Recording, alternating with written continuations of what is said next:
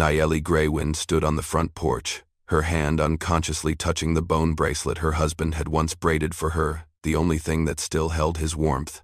It had only been a month since the Powder River swallowed that Apache man whole. 1 month.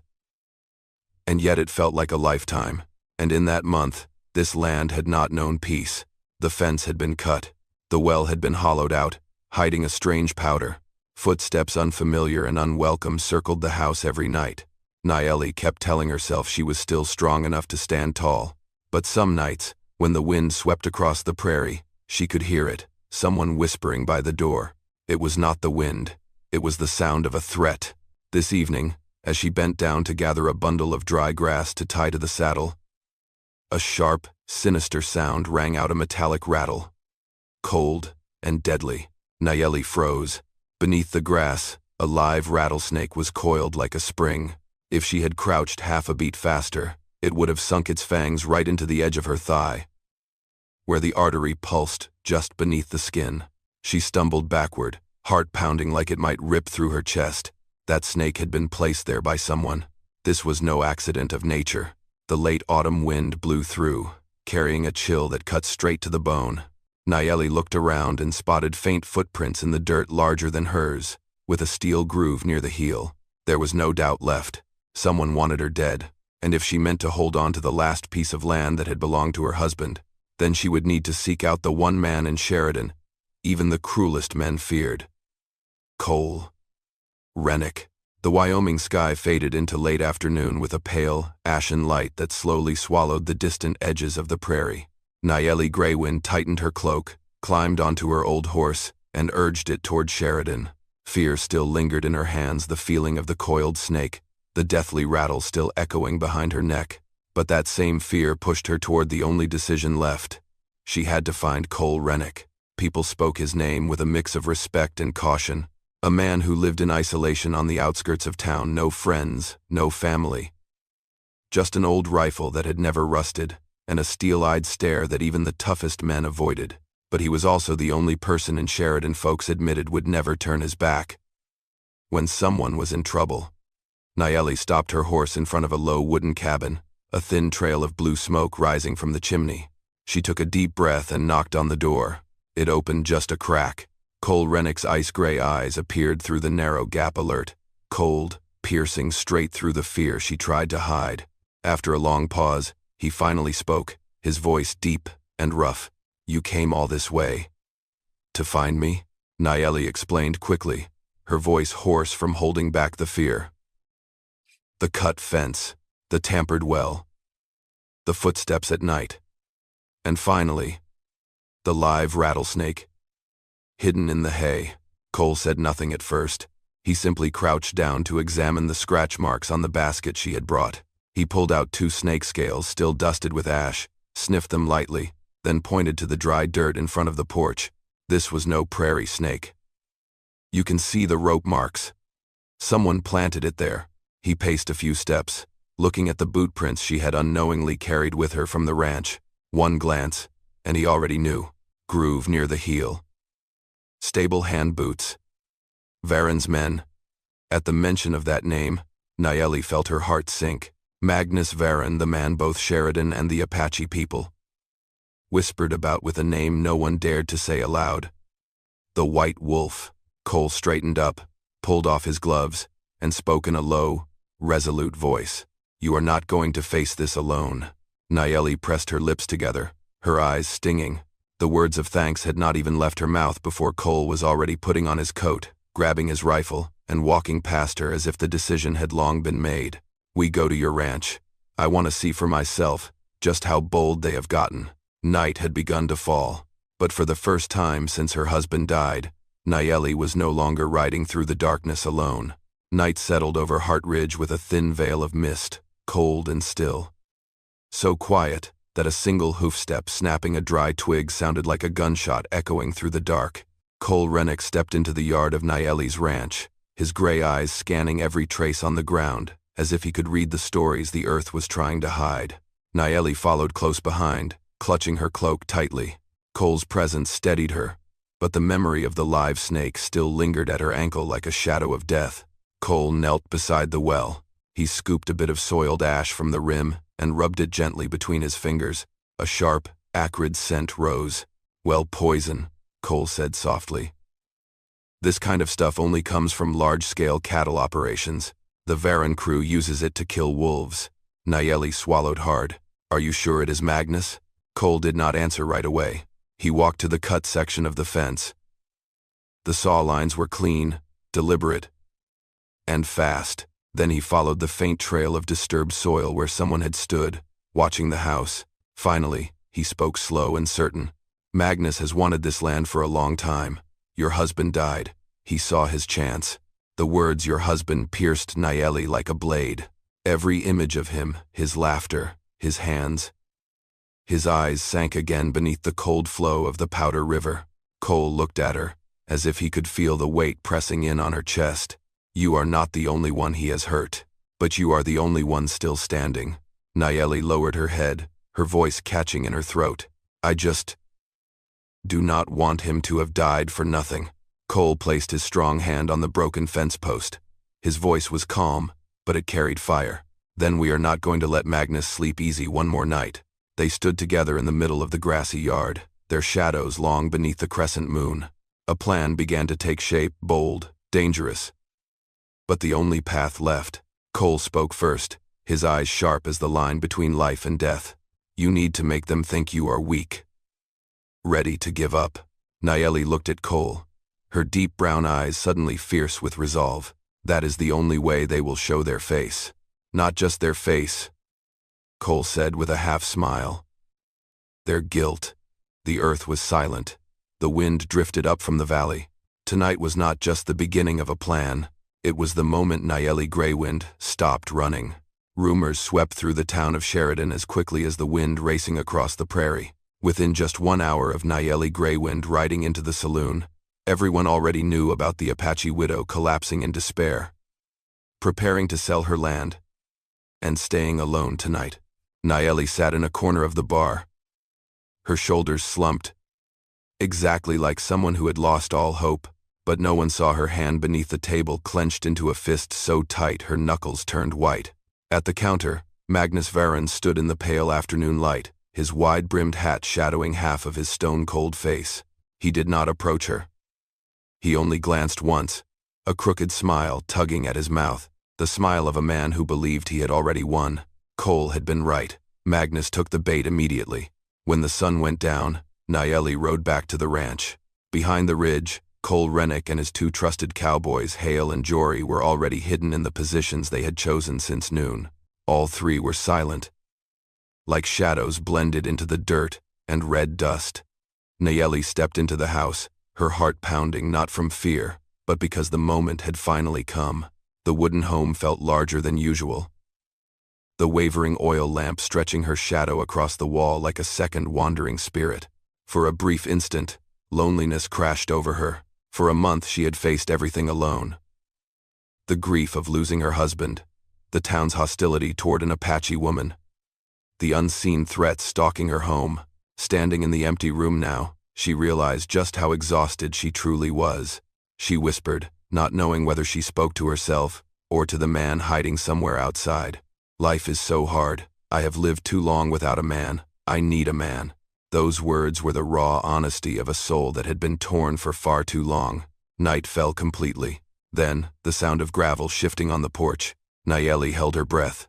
The left window rattled softly, as if something brushed past it. A figure appeared outside the glass, then 2 more. They were here. Nayeli stood behind the bedroom door, her hand resting on the trigger, her ears tuned to every breath. The house was silent, stretched tight like a drawn bowstring. Then heavy footsteps entered the main room. A man's voice whispered, "Do it quickly." Magnus's orders. In that instant, Nayeli understood this was not just a trap for her enemies. This was the moment she would choose whether she would live or die. She took a deep breath and tightened her grip on the gun. A sharp metallic click broke the silence, and the Wyoming night held its breath, waiting for the first shot. "I am truly grateful to have you here. If this story brings back memories of old days, dusty afternoons, and the echo of hoofbeats in your heart, then subscribe to my channel, so each day we can sit together again." and I will share with you another tale of the West. The darkness inside the wooden house had thickened into something almost solid as the three men sent by Magnus Varin slipped in. They moved with care, but not enough to hide the soft thud of boots tapping against the old wooden floor. Nayeli Greywind stood behind the bedroom door, gripping the gun Cole had given her. Cold sweat traced her spine, but her eyes did not flinch. In that moment, she saw it clearly. If she backed down tonight, she would back down forever. A whisper came from the main room. She is probably asleep. Bring the oil. We start the fire from the kitchen corner. 142C. 14T. N quoted braided. 14T. And remember, Magnus said, take her alive. Nayeli closed her eyes for just a second. She heard the first man's footsteps approaching, felt his breath on the sliver of air between the doors. In a few more seconds, they would swing that door open. She did not wait. She fired one shot. The sound tore through the Wyoming night like a thunderclap. The back window exploded. Cole Rennick charged in like a shadow off the prairie, the oil lamp's glow flashing across his sharp gray eyes. He said nothing. He only swung the butt of his rifle, slamming the first man to the ground before he could even find a place to hide. Outside, Hale and Jory fired into the air to block any escape. The second man pulled his gun only for Jory to yank him through the window. The third ran in panic toward the stables, but Cole caught him in 3 strides. A sharp tackle, a scream, and the man was pinned to the dirt like a trapped animal. In the oil lamp's flickering light, Cole dragged him into the house and threw him down on the wooden floor in front of Nayeli. The man trembled, face streaked with mud, eyes wide like they were about to bleed. Cole placed the barrel of his gun on the table and spoke with a voice cold as prairie wind. Talk. Who gave the order? The man crumbled instantly. He confessed everything. Magnus had paid him to watch Nayeli ever since her husband died. It was Magnus who had ordered the attacks on the Greywind family to take their land. They had planted the live snake to kill her. And tonight was the night. They were going to burn the ranch and drag her away. Nayeli stood frozen, not out of fear, but because the truth behind her husband's death had finally shown its face. Cole looked at her, his gaze as sharp as steel but carrying something else beneath it. Sorrow for her. It is over, he said. Tomorrow, the whole town will know what he did. Nayeli looked down at her hands, still trembling slightly from that first shot, but deep within, she knew one thing for certain. Tonight, she was no longer the woman who trembled in the dark. That morning, the Wyoming sunrise rose slowly, but with an unusual brilliance, as if the sky itself wanted to witness the end of a crime that had gone on far too long.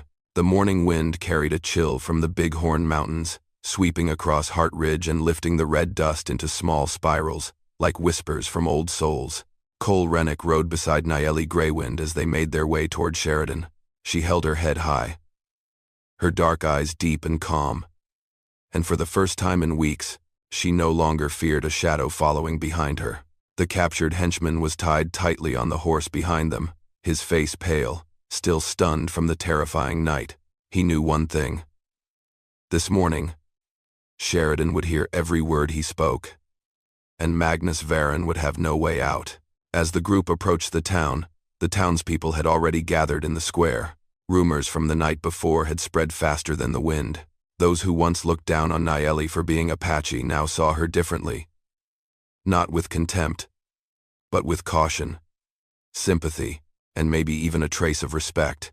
Sheriff Quinn stepped out from the steps of the town office. He frowned when he saw Cole leading the man, tied like an animal caught in a trap. What is going on here, Cole? Cole did not waste time. He shoved the man to the ground and pressed a knee to his shoulder to keep him from running. Listen to what he has to say, then you will understand. The man broke down in tears in front of the entire town, all pride gone. He confessed everything. Magnus had hired them to harm Nayeli. He ordered her husband killed, pushed into the Powder River. He had the well poisoned. He planted a live rattlesnake on her porch. And last night, they had planned to burn down the ranch and take her away. Sheridan fell into stunned silence. An Apache woman had been the victim of the most powerful cattle boss in the region. All eyes turned to Nayeli, but she stood tall, proud, never once lowering her gaze. The sheriff clenched his jaw. He turned to his 2 deputies. Go arrest Magnus Varin. Do not let him leave his house. But they would not have to go far. From the end of the street, Magnus Varon appeared, his face red with rage, his eyes burning with fury. He screamed, "That Apache woman does not deserve to live on my land." The sheriff cut him off before he could say another word. He stepped down from the porch, one hand resting on his holster. "That land is not yours, Magnus. And today, Sheridan has heard enough." And in front of the entire town, Magnus Varon was handcuffed. Nayeli exhaled not in relief, but because for the first time in many nights, she believed she still had a future. Cole stood beside her, his shadow brushing gently against hers on the dirt ground like a promise that did not need to be spoken. The early summer wind swept across Hart Ridge, with a strange kind of warmth, no longer carrying the scent of ashes, no longer tinged with the bitterness of poison near the well, no longer trailing the footsteps of strangers lurking in the night. The air felt so clean. Nayeli stood still for a few seconds, just to feel it, as if the land itself was finally breathing again after months of suffocation. Since the arrest of Magnus Varon, Sheridan had grown quieter, more cautious.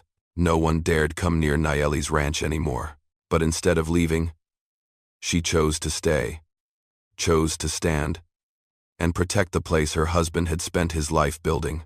On the first morning after everything, Nayeli carried each old wooden beam herself, rebuilding the fence.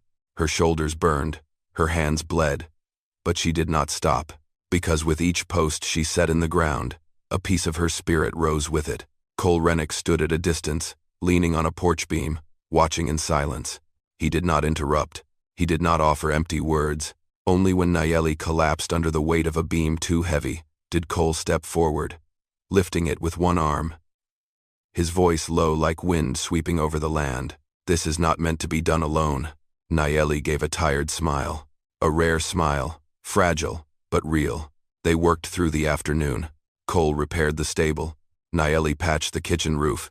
Hale and Jory, on Cole's orders, cleared out every trace Magnus had left behind. By the time the sun sank behind the Bighorn Mountains, glowing deep red, the entire ranch was bathed in a golden light, like honey poured across the land. Nayeli stood on the porch, looking out at the new fence shining in the sunset. And for the first time, peace did not feel like a stranger. Cole stepped beside her. He said nothing, just stood close enough that the warmth from his shoulder brushed against hers. Nayeli spoke softly, her voice like night wind slipping through the cabin window. "If it were not for you, I do not think I would still be standing here." Cole stared out toward the horizon, where the last light of day faded. His voice was deep, slow, but there was something deeply true in it.